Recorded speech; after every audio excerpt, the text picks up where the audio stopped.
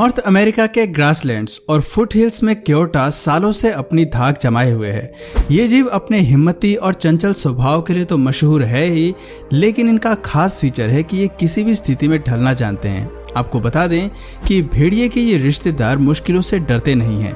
क्योटास तेज रफ्तार के मालिक हैं, ये चालाक हैं और सबसे जरूरी बात कि ये मुश्किल की घड़ी में भी जीतना जानते हैं। आज की वीडियो में हम इस सुपर कूल और शक्तिशाली शिकारी की कुछ खास काबिलियत के बारे में आपको बताने वाले हैं और आपको इसकी एक क्रूड साइड से भी रूबरू कराने वाले हैं, जहां ये जीव अपने शिकार को पाने के लिए किसी भी हद तक जा सकता है। इसके हमले देखने के बाद आप भी कहेंगे कि ऐसे शिकारी से पाला पड़ना सबसे बुरा अनुभव है।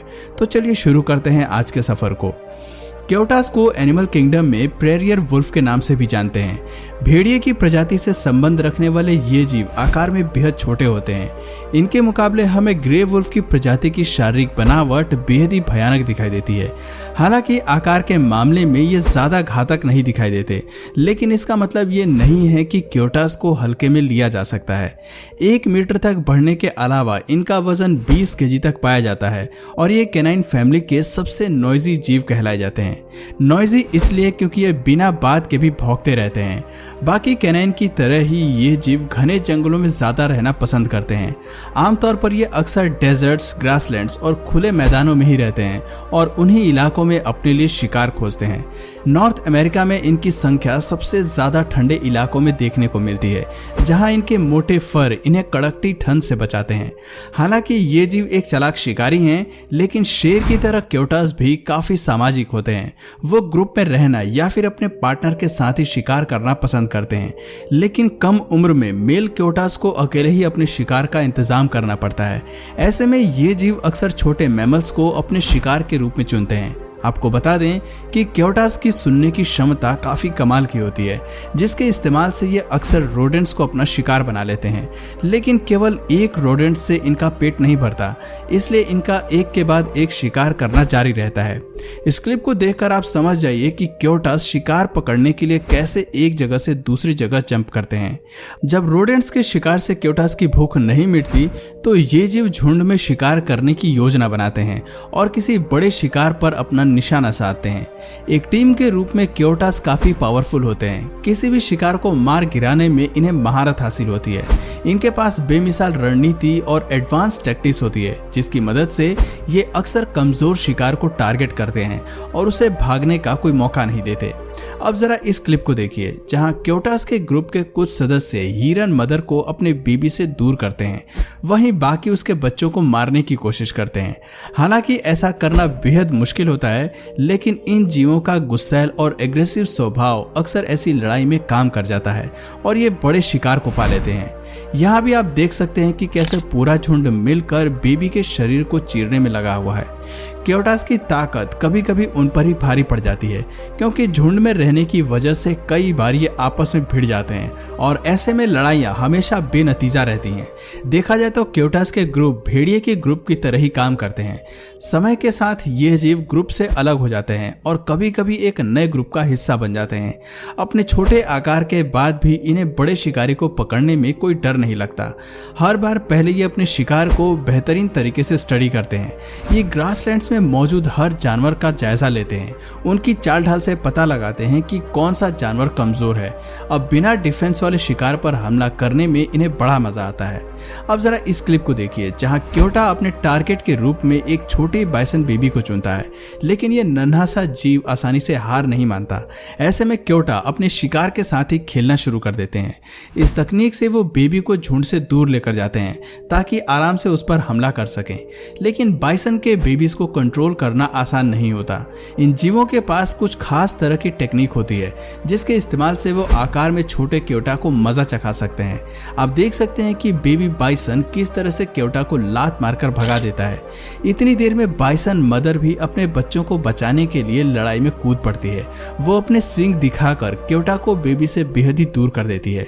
इससे पता चलता है कि इस जीव की ताकत भले ही झुंड में कमाल की होती है, लेकिन अकेले में ये बड़े जानवर को शिकार बनाने में सफल नहीं हो पाते। खास तौर पर जब उनका आकार क्योटा से काफी बड़ा हो, तो ऐसे में इन्हें अक्सर पीछे हटना पड़ता है। खैर, बड़ा शिकार का तो पता नहीं, लेकिन पक्षियों के प्रति भी हमें क्योटास से खास किस्म का एग्रेशन देखने को मिलता है। ये क्लिप हमें बताती है कि डक इन्हें कितना अट्रैक्ट करती हैं। अब जरा इस क्लिप को देखिए, जहां डक्स पर हमला करने के मूड में ये छिपते छिपाते पानी के काफी करीब पहुंच जाता है। इस जद्दोजहद में क्योटा बुरी तरह भीग जाता है। उसका ये प्लान बुरी तरह फेल हो जाता है, क्योंकि क्योटा के आने से पहले ही ये बतख वहां से उड़ जाती है। खैर, पानी में भले ही उन्हें सफलता हाथ न लगे, लेकिन जमीन पर इनके जीतने के चांसेस काफी ज्यादा होते हैं। आप देख सकते हैं कि जमीन पर ये किस तरह से डक्स को चेज करते हैं। ये उन पर पूरी तेजी से अटैक करते हैं और आखिर में अपने शिकार को पकड़ लेते हैं। इससे पता चलता है कि इनमें शिकार को खाने की ललक काफी ज्यादा है। आपको बता दें कि क्योटास ऐसे शिकारी हैं जो भूख लगने पर कुछ नहीं छोड़ते। ऐसे जीव कीड़े से लेकर पौधे तक कुछ भी खाने को तैयार रहते हैं। सर्दियों के मौसम में इन्हें अपने भोजन को पाने में बेहद संघर्ष करना पड़ता है।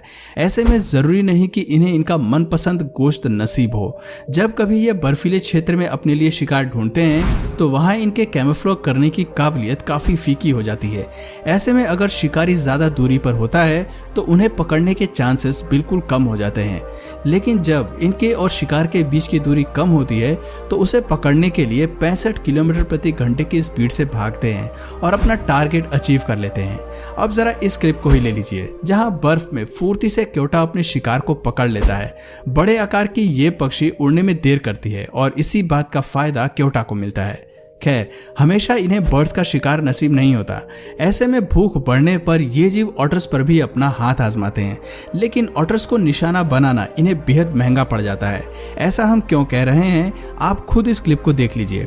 दरअसल ऑटर्स एक टीम की तरह काम करते हैं। इनकी यूनिटी बड़े से बड़े शिकारी को हराने का दम रखती है। इनके सामने क्योटा की ताकत काफी फीकी पड़ जाती है। अब जरा इस क्लिप को देखिए, जहां क्योटा दोनों में से एक ऑटर्स पर हमला करता है, लेकिन दूसरा भी उसकी मदद को आगे आता है। आप देख सकते हैं कि कैसे ये एक ऑटर की पूंछ को पकड़ने में सफल हो जाता है, लेकिन दूसरा साथी इससे अच्छा सबक सिखाता है। वो आक्रामक होकर सीधे उसके मुंह पर अपने दांत गड़ाता है, जिसके बाद क्योटा वहां से भाग जाता है। हालांकि दूसरे ऑटर के मुंह से रोडेंट को लेकर भाग जाता है। ये दिखाता है कि ऑटर्स के सामने भले ही क्योटा की नहीं चलती, लेकिन अपनी चालाकी से वो भूख मिटाने का इंतजाम जरूर कर लेता है। दोस्तों, क्योटा का एक दिलचस्प फीचर है कि ये जीव चोरी करने में काफी प्रोफेशनल होते हैं। सर्दियों में जब कभी इन्हें खाने को कुछ नसीब नहीं होता तो भोजन की तलाश में ये हर दिन 30 किलोमीटर तक चलते हैं। सरवाइव करने के लिए बर्फ की मोटी चादर के अंदर दूसरे जीवों को तलाशते हैं। कई बार इन्हें बर्फ के अंदर खुदाई करने पर शिकार के तौर पर रोडेंट्स मिल जाते हैं। जब इससे भी इनका पेट नहीं भरता तो ये दूसरे शिकारियों का भोजन चुराने में पीछे नहीं हटते। अब जरा इस क्लिप को देखिए, जहां क्योटा बर्ड्स के शिकार पर फीड करने लग जाता है। हालांकि वो भी उसे आसानी से नहीं मिलता, क्योंकि ये पक्षी भी उसे चोंच मार कर भगाने की कोशिश करता है। इतने में शिकार के लालच में भालू मौके पर पहुंच जाता है और फिर क्योटा को वहां से निकलना पड़ता है। दोस्तों, हालांकि क्योटा एनिमल किंगडम में चालाकी से शिकार करते हैं, लेकिन उनकी ये चालाकी हर किसी जानवर के सामने नहीं चलती।